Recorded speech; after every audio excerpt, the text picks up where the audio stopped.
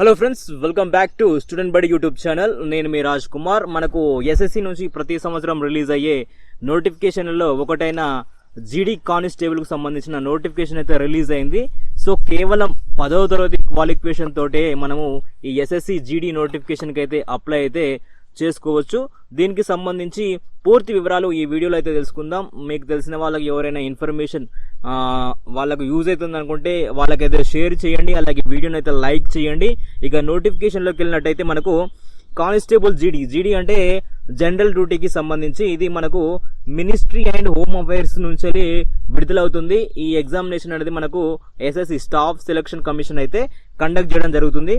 So దీంట్లో మనము చూసుకున్నట్టయితే ఈ ఎస్ఎస్సి జీడీ కానిస్టేబుల్ మనకు ఎందులో ఉంటాయంటే BSF, CISF, CRPF, SSB, ITBP, AR, అలాగే ఎస్ఎస్ఎఫ్, ఎన్సీబీ, ఈ టోటల్గా ఇన్ని మనకు కానిస్టేబుల్కి సంబంధించి మనకు సెంట్రల్ గవర్నమెంట్ కానిస్టేబుల్కి సంబంధించి ఏవైతే ఉన్నాయో సో దాంట్లో భర్తీ చేస్తారు. ఇప్పుడు ఈ సంవత్సరం మనకు రిలీజ్ అయిన మొత్తం జీడీ కానిస్టేబుల్ సంఖ్య వచ్చేసి చూసుకుంటే 39,481 పోస్టులకైతే ఈ నోటిఫికేషన్ ద్వారా భర్తీ చేయబోతున్నారు. దీనికి సంబంధించిన ఆఫీషియల్ నోటిఫికేషన్ అయితే రిలీజ్ అయింది. సో ఈ ఇన్ఫర్మేషన్ గురించి ఎవరికైతే తెలియబడినట్టయితే సో వాళ్ళకి ఇన్ఫర్మేషన్ చేయరండి, మీకు తెలిసినట్టయితే స్కిప్ చేసేయండి. సో ఎందుకంటే మనకు సెప్టెంబర్ 5వ తారీఖు నుంచి ఈ యొక్క ఎస్ఎస్సి జీడీ కానిస్టేబుల్కి అయితే ఆన్లైన్లో అప్లై చేసుకోవడానికి మనకు నోటిఫికేషన్ అయితే ఆల్రెడీ ఓపెన్ అయిపోయింది. సో అప్లై కూడా చేసుకోవచ్చు. మీరు ఎందులో అప్లై చేసుకోవాలంటే ssc.nic అనే వెబ్సైట్లోకి వెళ్ళి మీరు 1 టైం రిజిస్ట్రేషన్ చేసుకుని ఈ నోటిఫికేషన్కి అయితే అప్లై అయితే చేసుకోవచ్చు. అప్లికేషన్ ఫీజు మీకు ఎక్కువగా లేదు, 100 రూపాయలు మాత్రమే అప్లికేషన్ ఫీజు ఉంటుంది. ఇక ఎవరైనా ఉమెన్ క్యాండిడేట్స్ అలాగే ఎస్సీ ఎస్టీ వాళ్ళు ఉంటారో వాళ్ళకు ఫ్రీగా అప్లై చేసుకోవచ్చు, ఎటువంటి డబ్బులు అయితే పే చేయరాదు. ఇక మనము దీనికి సంబంధించిన శాలరీ గురించి మాట్లాడుకున్నట్టయితే మనకు స్టార్టింగ్ శాలరీ వచ్చేసి 25,000 వరకు శాలరీ వచ్చే అవకాశం ఉంది. 50,000 వరకు మనకు ప్రమోషన్ల ద్వారా ఈ యొక్క శాలరీ అయితే పెరిగే అవకాశం అయితే ఉంది. ఇక ఈ నోటిఫికేషన్కి ఎవరెవరు అప్లై చేసుకోవచ్చు అని చెప్పి మీరు అడగచ్చు. సో ఈ నోటిఫికేషన్కు 2 తెలుగు రాష్ట్రాల వాళ్ళు అలాగే దేశవ్యాప్తంగా ఉన్న వాళ్ళు ఎవరైనా ఎలిజిబిలిటీ ఉంటుంది. సో ఇంతకుముందు మనకు ఎస్ఎస్సి నుంచి రిలీజ్ అయ్యే ఎగ్జామినేషన్ కోసము ఇంగ్లీష్, హిందీ లాంగ్వేజ్లో మాత్రం మనకు మీడియం ఆఫ్ ఎగ్జామినేషన్ ఉంటుండేది. సో ఇప్పుడు ఈ 2 లాంగ్వేజ్లే కాకుండా టోటల్గా 13 భాషల్లో మనము ఎగ్జామినేషన్ అయితే రాసుకోవచ్చు. మన తెలుగు భాషలో కూడా మనకు ఎగ్జామినేషన్ అనేది రాసుకునే ఛాన్స్ అయితే ఉంది. ఇది computer based examination. So CBT అయితే నిర్వహించడం జరుగుతుంది. సో ఈ సిబిటికి సంబంధించి మనకు కంప్యూటర్ బేస్డ్ అనేది జనవరి, ఫిబ్రవరి 2025 జనవరి, ఫిబ్రవరిలో ఎగ్జామినేషన్ అయితే కండక్ట్ చేయబోతున్నారు.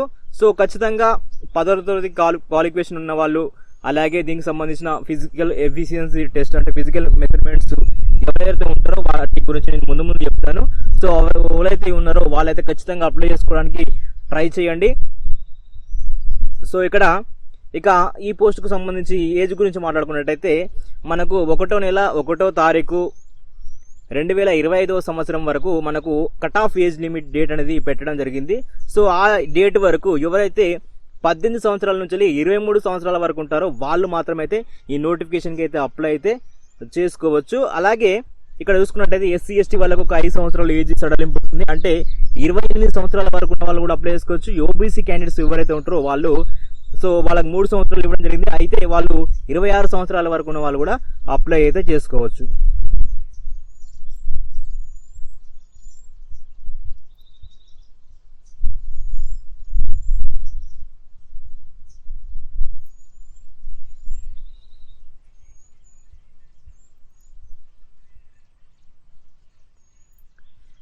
ఇక స్కీమ్ ఆఫ్ ఎగ్జామినేషన్ గురించి మాట్లాడుకున్నట్టయితే మనకు general intelligence and reasoning, general knowledge and general awareness, elementary mathematics, English, Hindi, ఈ విధంగా 20 క్వశ్చన్స్ టోటల్గా 80 క్వశ్చన్లకి మనకు 160 మార్కులు అయితే రావడం జరుగుతుంది. మనకు గంటలో ఈ ఎగ్జామినేషన్ అయితే కండక్ట్ చేయడం జరుగుతుంది.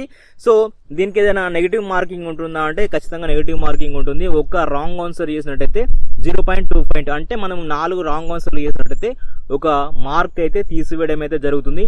మనకి ఎగ్జామినేషన్ సెంటర్లు మనకు తెలుగు రాష్ట్రాల్లో ప్రధానంగా మెయిన్ డిస్టిక్లో అయితే ఎగ్జామినేషన్ అయితే కండక్ట్ చేస్తారు కంపల్సరీ. సో ఇది మాత్రం గుర్తుపెట్టుకోండి. సో ఇక ఇందులో మొదటగా చూసుకున్నట్టయితే ఫిజికల్ ఎఫిషియన్సీ టెస్ట్ అనేది మనకు కండక్ట్ చేయడం జరుగుతుంది. సో ఇందులో ఈవెంట్ ఉంటాయి. సో చూసుకున్నట్టయితే 5 కిలోమీటర్స్ ఇన్ 24 minutes, మనకు 5 కిలోమీటర్లు అయితే చేయాల్సి ఉంటుంది ఎవరైతే మేల్ క్యాండిడేట్స్కి. ఇక ఫీమేల్ క్యాండిడేట్స్కి అయితే 1.6 కిలోమీటర్స్ ఇన్ అనేది ఉంటుంది. 8.5 నిమిషాల్లో అయితే కంప్లీట్ చేయాలి. ఇది all other those belong Ladakh రీజియన్కి సంబంధించింది. సో అలాగే లడాక్ రీజియన్కి సంబంధించిన వాళ్ళు కాకుండా ఈ 5 km అయితే కట్టాల్సి ఉంటుంది. ఇక లడాక్ రీజియన్కి సంబంధించిన వాళ్ళు అయితే 1.6 కిలోమీటర్లే మేల్ క్యాండిడేట్స్కి. ఫీమేల్ క్యాండిడేట్స్కి సో 800 మీటర్స్ 5 minutesలో కొట్టాల్సి ఉంటుంది. ఎందుకంటే వీళ్ళు లడాక్ క్యాండిడేట్స్ ఎవరైతే ఉంటారో వాళ్ళకు సముద్ర మట్టానికి అత్యంత ఎత్తులో ఉంటారు కాబట్టి అక్కడ ఆక్సిజన్ లెవెల్స్ కానీ వాళ్ళు ఉండే ప్రాంతం వేరు కాబట్టి వాళ్ళకి ఈ విధంగా ఇవ్వడం అయితే జరుగుతుంది. ఇక తర్వాత ఫిజికల్ స్టాండర్డ్ టెస్ట్ గురించి చూసుకున్నట్టయితే ఇందులో మేల్ క్యాండిడేట్స్కి హైట్ వచ్చేసి 170 సెంటీమీటర్స్ అయితే ఉండాలి. ఇక ఫీమేల్ క్యాండిడేట్కి అయితే 157 హైట్ ఉన్న వాళ్ళు ఈ నోటిఫికేషన్కి అయితే అప్లై చేసుకోవడానికి అర్హులు.